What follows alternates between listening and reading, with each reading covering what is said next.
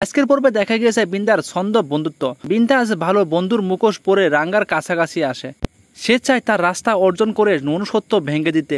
তার এই অভিনয় আজকের পর্বে সবথেকে ভয়ঙ্কর মুড নিয়েছে। অন্যদিকে দেখা গিয়েছে রাঙ্গার লক্ষ্য চুক্তি, মাথায় তীরন্দাজ। প্রতিযোগিতায় রাঙ্গার চেয়ে চোখে দ্বিধা স্পষ্ট। সে আগে যেভাবে আত্মবিশ্বাসী ছিল আজ তা হারিয়ে ফেলেছে। বিন্দার প্রভাব তার মন ও হাত দুটোই পড়েছে। অন্যদিকে দেখা গিয়েছে নীরার সন্দেহ। নীরা বুঝতে পারে বিন্দা আসলে বিপদে। সে বরাবর রাঙ্গাকে সতর্ক করতে চায়, কিন্তু রাঙ্গা সেটা গুরুত্ব দেয় না। এই সতর্কতা কি দেরি হয়ে যাবে তা এখনও জানার অপেক্ষায় আছি। পরবর্তী স্টেপে দেখা গিয়েছে মানসিক দ্বন্দ্বে রাঙ্গা নিজের চিন্তায় বিভ্রান্ত। বন্ধু আর শত্রুর ফারাক করতে পারছে না। নিজের ভেতরে চলতে থাকা যুদ্ধ তাকে সবথেকে দুর্বল করে ফেলেছে।